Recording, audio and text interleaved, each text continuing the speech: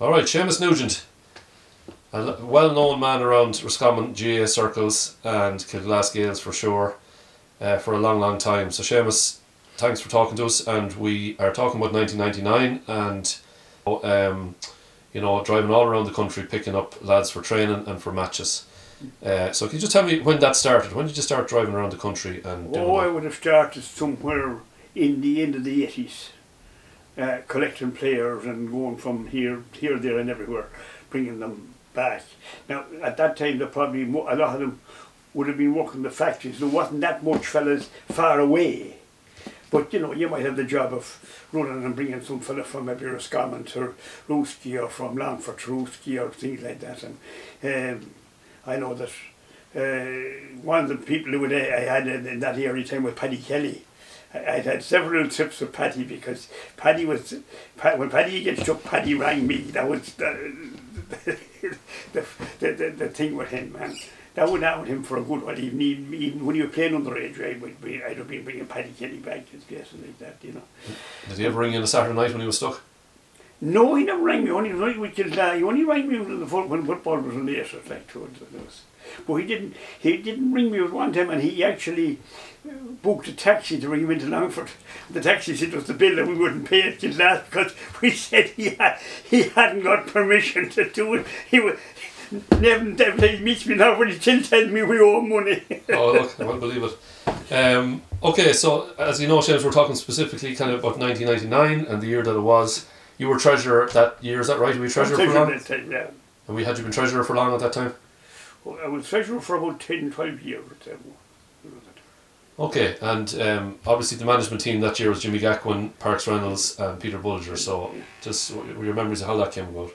Well, the thing about it, they were looking for a manager. I know they were looking for a manager, and I don't know. I have a feeling that Parks himself had come across Jimmy Gaquin with underage in Roscommon, and he was teaching in Mells in Longford. So I got in contact with him, and a deal was struck, and he came in. And the one thing about it was, I remember the very first match after he came was against Fury above in that league, and everybody was there in full anticipation. And what happened? Fury beat us. And there was a lot of people giving us, oh, this great manager, now look at this way, and we're betting our first game. But at the end of the day, it's only a league game, so he was sighing his feet out. He did far better as time went on. He was a good manager. I'd say that for him now. More important to win the last game than the first one, isn't it? Yeah. And you were obviously on the road then, picking up fellas, myself included, all around the country. So how did you find that process, and was it tough? Well, God, the problem was driving never bothered me. But on that particular time, I bought a new car, a brand new car, collected it, a Punto, collected it in Nally's garage in Ballymahan. And I had to collect Dermot Washington and David Kelly at the Spa Hotel. So the Bush have heard about me coming to it, because at that time there was an island in the middle of the road. And what did I do? Missed the turn and drove straight across the island. Bump, bump, and over the far side and drove into the thing. And I can tell you, and he knows along with me, and I was lucky I got home alive. The new car across this thing, bang, bang, bang. For my first time driving it, I picked it up in Ballymahan and I went to collect a pair of boys and brought them home. And had to bring them back in that night to Dublin somewhere, deliver them around the place. It was hard, a lot of miles covered and hard on the car. Oh, a lot of miles covered. Like when you talk about miles covered, there was one trip I had where I had to go to Limerick to collect a few boys that was in college, and then travelled from Limerick to Galway to collect Gerard Nugent, to bring him down as well. And when the match was over, at 10:30, sat in the car back to Limerick, back to Galway, and I got home at 4:30 on a 500-mile round trip. I don't know, the mind boggles with it, Seamus. Yes. And did Gerard Nugent do anything worthwhile that day that justified you collecting them? I have no idea. No, it was training. It was training. It was just training. No, they were doing the training. I probably went to bingo or somewhere after dropping them off to be back in time for them. And with all that driving, Seamus, you surely encountered the boys in blue at some point along the road. Oh God, I had any issues there? Well, I had two. I had two encounters with them. One was coming out of Dublin after leaving Adrian Nannon off and a few other lads up around Rialto, and I came out and I was coming out of the Spa Hotel when the next one I seen blue lights behind me. So pulled in, and this Jeep pulled in behind me, and two fellas got out of the car. First question: where are you going? Where are you coming from? Yeah, where are you coming from? Ruski. Where are you going? Ruski. And what are you doing here? I said I brought a few lads up for training.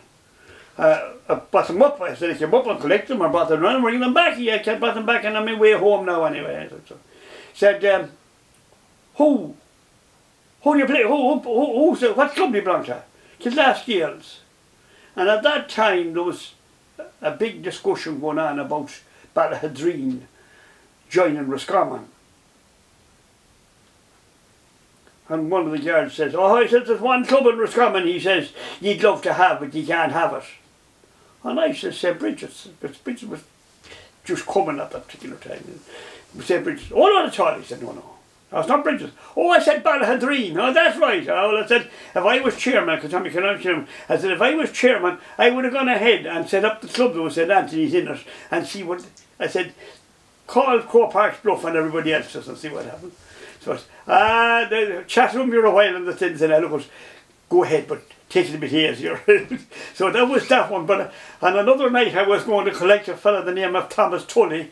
Anybody who would know him, he was down station in Letterkenny Garda station, and we were going playing Éire Óg on the Saturday, so the Friday night. And I had rang Thomas to tell him that I'd be up for him at a certain time. But me being me, time came and I was only leaving the house at the time I was supposed to be in Letterkenny.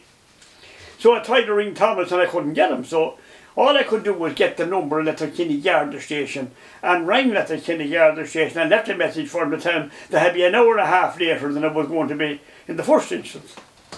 So I headed off, and I know I was doing something around 80 miles an hour between Ballyshannon and Donegal town.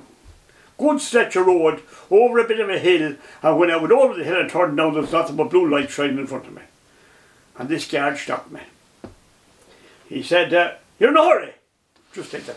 Oh God, I said, I am. I'm going down to the kindergarten station to collect a mate of yours.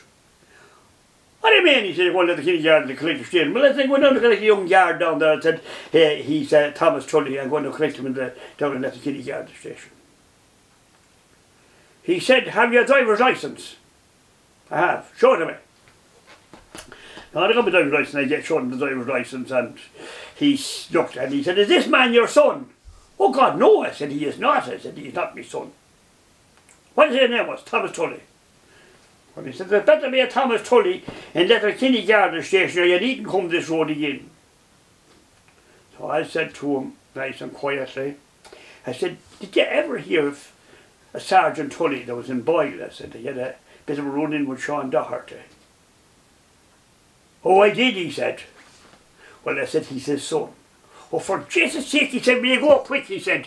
He said, because you're all mad up. Oh, wait, for Joe, don't go quick, take it a bit easier. I said, like, talk about taking your way over a paper bag. I was finding a way to talk myself over. There were 2 instances I got away with a fine, and both times I was flying as usual.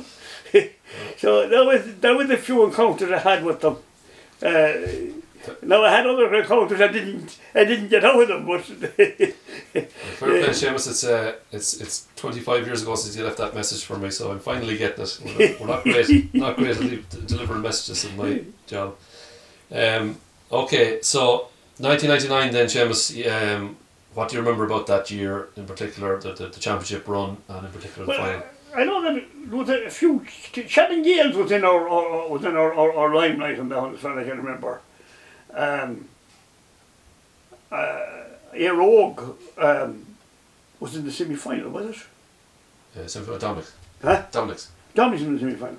Yeah, well, did we play Éire Óg before that or something like that? No, Joseph's. Dominic's. Joseph. Very much. But the games, you see, most of the games we would have said, we'll win these 80, like, you know the match. So you would have gone them. Now, Dominic's wasn't going to be an 80 game. Never was going to be an 80 game. But like, it was nice, but we got to the final and then Michaels were in the final. And Michaels were the hottest of favourites. Like, it was only a matter of Michaels turning up. And Michaels believed that Kilglass had won playing. They actually said it themselves after, that they really got caught out because they thought if we can mark Dermot Washington, there's nothing else. And of course they set out to mark Dermot Washington, which was the thing. But they didn't know that Jim Tay and Tommy Washington could be every bit as good as Dermot Washington on a given day. And well, I would always say that Tommy Washington was a better footballer than Dermot. Now Dermot mightn't let me say that, but he was a genius. He could do anything. He could do anything with a ball, you know. And at a particular time, like Tommy, he could take a kind of you think he was going to do a stop, a solo, and he was gone round the fella in a shot. And the two of them, like them two fellas, actually, you can say, they bet Michaels on the day. And I can tell you, at the end of that, to be there and see Tommy Deehan receiving the cup on that day was the proudest day of my life. I said, if Roscommon won All Ireland, I couldn't be happier than to see them. We had reached the promised land. We had become a senior team by winning that. And you had joined the likes of Kilmore, who was we are probably one of the smallest clubs in the county. We haven't a very big base for a club, for a club in the county. And I hear people talk about being small clubs, but I can tell you, Kilglass is a very small club. And when you compare it with, we'll say, the likes of Kilbride or the likes of some of especially the southern clubs, the size of them, you know, we're very small. But even Shannon Gaels would be a far bigger population than we'd have. I think that something at that particular time, 300 houses was the amount of houses in the parish. Something, because I know that there was a kind of a thing done, and it was around 300 houses. And mind you, there wouldn't be 300 houses represented because a lot of people, there would be certain ones, there'd be no more than now. There was people that didn't even know. There was one particular man was out and he saw us playing and he asked the question, are our lads the lads in the yellow?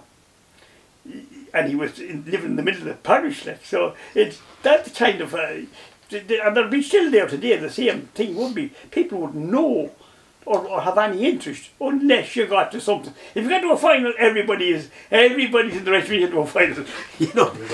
And if you lose, then you're the worst noted. And tell me, Seamus, what do you remember about the celebrations afterwards and coming home to Ruski? Well, the celebrations was mind you, when we won the junior championship in 85, there was a lot more celebrations than there was at that time. We went and there was a big meal afterwards, and then back to Ruski, and we did all the pubs in Ruski. But it wasn't as wild as we say the other one. And I know that afterwards, on the following night, Jim Rillams put up a meal for anybody that went to it. And like there was about 100 or 120 people went into the Longford Arms, and he put up a 4-course meal for the team in celebration for them winning the intermediate championship. And he did the same for the junior championship at that time as well, like, so, you know. So it was very, it was getting the second night over was probably better than the first night. when you come back and everybody enjoyed it. There was fellas drinking out of cups and whatnot. There was one gentleman who drank out of the cup. There was brandy in it, and it was in Hanley's pub at the time. And he drank. He thought he was drinking whiskey, but when he got the taste, he didn't like it, you see. And he says, oh, jeez, I didn't like it. But I called him, he says, I spitted it back into it. You wouldn't want to be caught out. Well, Seamus, 25 years on behalf of the players that you collected and the rest, we very much appreciated your efforts back then and went on for many, many years. So thanks, Seamus, for sharing your thoughts.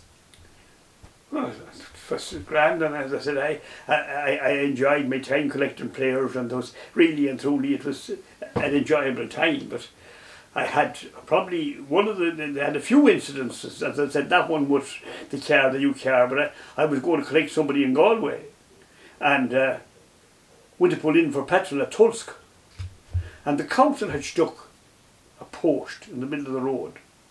Now they had nothing, there was no island, they just had put it down. Now I would be used to swinging in, and there was a lorry coming from the what do you call it, Fringe Park side, which was heading for Roscommon. And I decided I'm going to be going and swung round and in to get me petrol. Never seen the post. It was grey, looked like the road, wham, over it, turned in. And then when I went to petrol up, the car wouldn't turn. And I looked and my front wheel was turned out. The track rod had broken in the car. So I said, what am I going to do now? So I went over and knocked on the door. There's no man over across the door. And I asked him if he had any wire. He said, I haven't. All I have is a handle of bucket. And you talk about MacGyver. I straightened the handle of the bucket and went and got her a roll of silage tape and taped the handle of the bucket to the track rod that was broken too, and headed for Galway, and drove over to Galway, stopped on the way over to the scrapyard, bought a track rod, they wouldn't put it in for me, so I keep going. And when I got into Galway, whatever happened anyway, the MacGyver's thing broke, and I wound up on the middle of the road there was a traffic shop, but I got it off it anyway, and I had to try and fix something in, but I was an hour stuck. But whoever was collecting Galway had to ring and tell them to stay there. I had to come home without them, but they didn't there. Well, Seamus, you did your best to earn the nickname MacGyver, but you'll always be the minnow to us. Yeah. All right. Thank you, Seamus. Come here, thanks to yourselves. And I hope that those lads who are out, that they enjoy themselves, because some of them wouldn't have met for a long time, and I know they haven't. So I hope to see them there on the night as well, when I be there in Drummond. Thank you, Seamus. Hope to have a good night, everyone.